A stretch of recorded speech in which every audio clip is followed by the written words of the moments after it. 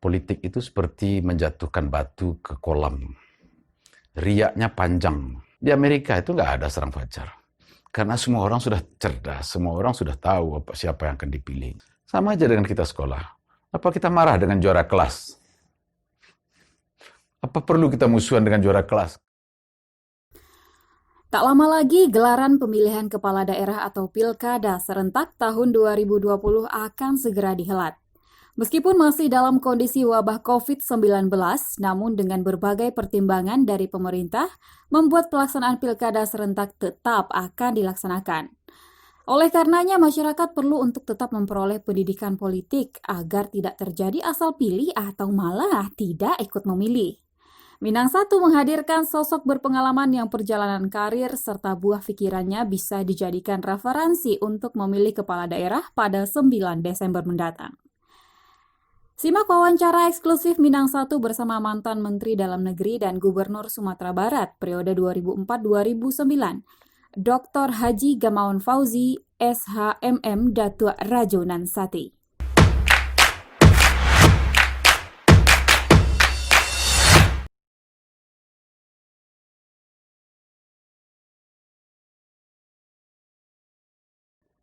Memang tahun ini adalah tahun pemilihan serentak ya. Tahun 2020, termasuk di Sumatera Barat ada 13 daerah kalau saya tidak keliru, bersama-sama dengan gubernur. Mestinya ya, dari waktu ke waktu itu terjadi peningkatan pengetahuan masyarakat tentang politik. Politik itu beda dengan masalah-masalah lainnya. Katakanlah sektor-sektor lain atau bidang-bidang lain di dalam pembangunan. Politik itu seperti menjatuhkan batu ke kolam. Riaknya panjang. Jadi tidak berefek hanya ketika itu dan di satu titik itu. Tapi gelombangnya, rentetannya panjang. Karena itu mestinya masyarakat makin kita dewasa dalam berpemerintahan, makin lama kita merdeka seperti sekarang, makin demokratis, pengetahuan masyarakat tentang politik ini juga harus meningkat. Paralel dengan itu. Jadi berjalan paralel dengan waktu untuk meningkatkan pengetahuan dan kesadaran politik masyarakat. Ini yang kita harapkan terjadi. Pembuktiannya tentu di pemilu sekarang ya. Di pemilu 2020 ini. Apakah pemilihan 2020 ini lebih baik kualitas yang dihasilkan tentunya dari penyelenggaraannya dibandingkan dengan waktu-waktu sebelumnya. Kita ambil aja lah ukurannya dua. Apakah penyelenggaraannya makin dewasa, artinya masyarakat, calon-calon makin dewasa menyikapi politik ini. Jadi ini kan sebuah kompetisi sebenarnya. Harusnya tidak ada emosi di sini gitu. Tapi berjalan secara fair, yang saling mendukung silakan gitu. Mestinya seperti itu. Yang kedua, produk yang dihasilkan dari pemilih itu sendiri. Apakah terpilih calon yang lebih baik daripada waktu-waktu sebelumnya? Nah, itu harus diukur secara kualitatif gitu. Mestinya seperti itu. Artinya apa? Karena masyarakat pemilih itu akan lebih cerdas melihat bahwa dia tidak bisa diiming-iming dengan sesuatu. Diiming-iming dengan sesuatu hanya ketika itu kan. Tapi penderitaan yang diterimanya itu 5 tahun. Nah, karena itu kita harapkan masyarakat mestinya memilih betul-betul dengan hati nurani, dengan keyakinannya. Kan bisa belajar tentang semua calon yang muncul itu. Ini ada kandidat berapa pasang gitu kan. Pelajarilah siapa kandidat pertama, bagaimana karakteristiknya, pengalamannya. Ya kan? Itu harus dilihat oleh pemilih.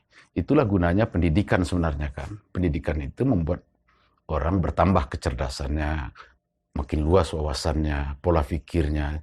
Dia tidak bisa diiming-iming lagi dengan serangan fajar, katanya seperti itu. Di Amerika itu nggak ada serang fajar. Karena semua orang sudah cerdas, semua orang sudah tahu siapa yang akan dipilihnya. Dan perdebatan calon itu betul-betul menggambarkan. Jadi hari ini misalnya terjadi perdebatan. Besok pagi di polling itu bergeser tuh. Dari hasil perdebatan itu. Misalnya malam ini kandidat A penyampaiannya luar biasa. Ya kan? tawaran-tawarannya, kampanyenya itu betul-betul rasional gitu. Kalau hanya sekedar berjanji, itu semuanya bisa berjanji kan. Tapi rasionalkah janji yang ditawarkan ini? Sehingga besok di polling terjadi, kelihatan di situ pergeseran. Mestinya kita juga mengarah ke situ. Jadi tidak bisa pakai serang fajar, karena itu hanya untuk pribadi kan. Tapi dampaknya adalah untuk daerah. Kalau kita berhasil memilih pemimpin yang baik, hasilnya untuk daerah yang akan tumbuh berkembang. Jadi secara kolektif kita menikmati hasilnya, tidak secara pribadi-pribadi. Nah, ini yang saya lihat dari pemilu-pemilu beberapa waktu yang lalu ini yang masih ditemukan hal seperti itu. Jadi jangan sekedar, udahlah pemilih sesudah itu terserahlah siapa mau pilih. Tidak seperti itu. Itu untuk pribadi kita, tapi untuk daerah efeknya kan misalnya pembangunan ya. Terpilih yang tidak baik misalnya kan. Pembangunannya juga tidak akan berjalan baik. Tapi kalau terpilih yang baik, pembangunannya juga akan berjalan baik. Dan dia sendiri secara tidak langsung juga menikmati gitu. Situlah kuncinya sebenarnya gitu.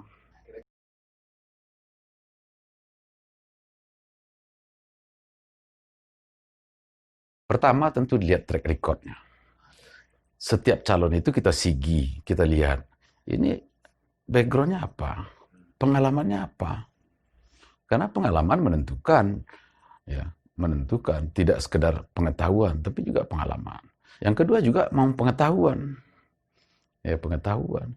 Jadi kalau kita lihat di Amerika, gitu ya, itu tidak ada calon yang tiba-tiba. Dia berproses semuanya. Jadi dia tampil menjadi gubernur satu wilayah atau kanti atau apa namanya kanti ya. Kanti itu kan selevel kabupaten kota atau apa. Dia memang orang aktivis-aktivis yang sudah teruji.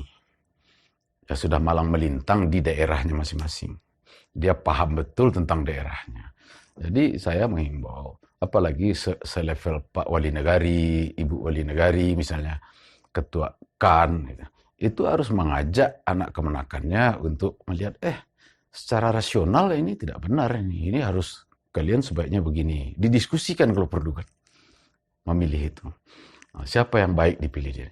Dan itu tanpa mempertimbangkan apakah ini kaya, apakah ini miskin. Orang kalau di negara maju itu tidak ada pertimbangan itu.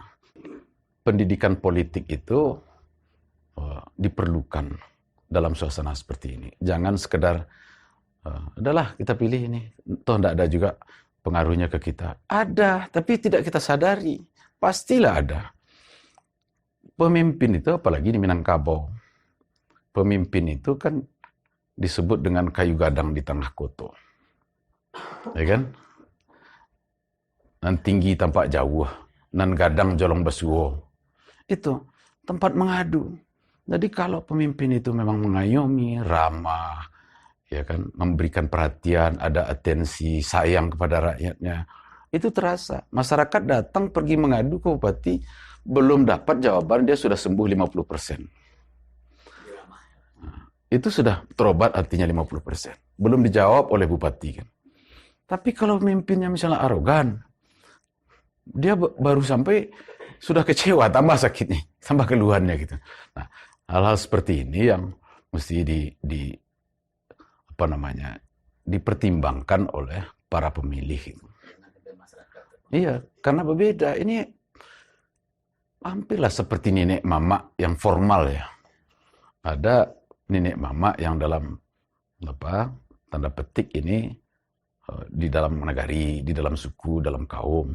Tapi ada nenek mama Sumatera Barat, ada nenek mama Kabupaten Solo, ada nenek mama Padang Pariaman.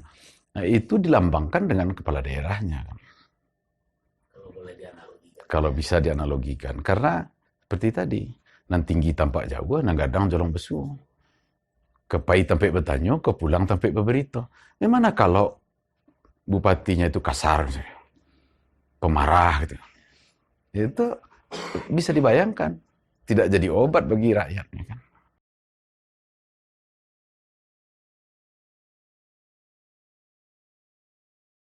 Itu kan tidak mendidik sebenarnya. Tidak mendidik.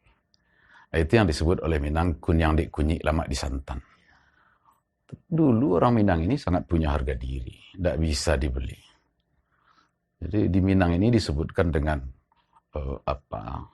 katakanlah petuah ya di Minangkabau ini. Kok kayo orang tak keminta. Kok baga orang tak bercakap. Kok pandai orang tak bertanya. Tapi karena budi, segan kami. Segan kami. Begitu prinsip orang Minang dulu. Entah kalau berubah kini ya. Entah kalau sudah berubah. Tapi kalau masih seperti itu, saya yakin. Ya, jadi petuah itu bukan hanya untuk diperkatakan, tapi petuah itu untuk diaplikasikan. Dan nenek mama harus bertanggung jawab juga. Guru-guru juga memberikan pendidikan politik juga. Camat, wali negari, itu berikanlah pendidikan yang baik untuk rakyatnya. Siapa, bagaimana cara memilih pemimpin. Nah, satu lagi yang penting itu.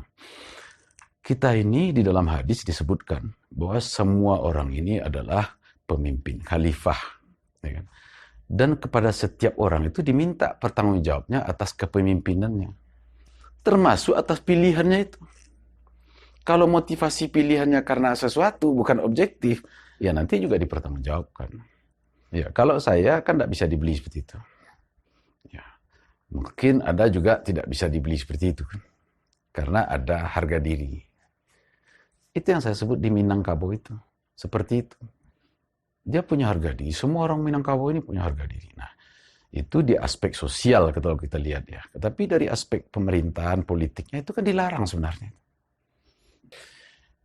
Because of money itu jangan, tapi because of nurani lah gitu.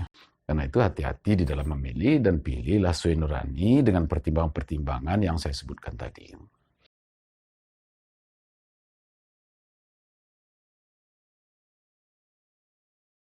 Nah, itu juga dipertanggungjawabkan kan. Penyelenggara harus jujur, harus adil, tidak boleh memihak, tidak bisa juga diiming-iming atau apa gitu. Karena ini dipertanggungjawabkan kok, dunia akhirat. Dipertanggungjawabkan. Saya meminta penyelenggara itu betul-betul. Jadi betul-betul adil, betul-betul objektif, betul-betul tidak memihak kepada salah satu pasang calon. Dan itu dipertanggungjawabkan bukan hanya di dunia sebenarnya. Nanti juga akan dipertanggungjawabkan di akhirat. Yang saya sebut tadi itu setiap orang adalah pemimpin dan kepadanya diminta pertanggungjawab. Pemimpin dalam bentuk yang paling kecil apa? Memimpin diri sendiri, memimpin keluarga. Apalagi kalau pejabat seperti KPU, Bawaslu itu. Dan harus adil. Kalau kita berlakukan A kepada satu pasang calon, hal yang sama juga harus diberlakukan pada calon yang lain itu. Dalam menghitung juga harus objektif.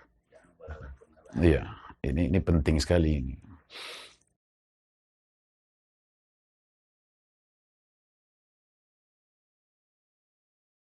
Kalau saya kepada calon tentu saya dari aspek agama dulu ya. Di Ali Imran ayat 26 itu disebutkan. Sebenarnya sekarang sudah tercatat di Lauhul Mahfuz siapa akan jadi bupati, siapa akan jadi gubernur. Ali Imran itu kan menyebutkan kulillahumma malikal mulki tu'til mulka man tasha'.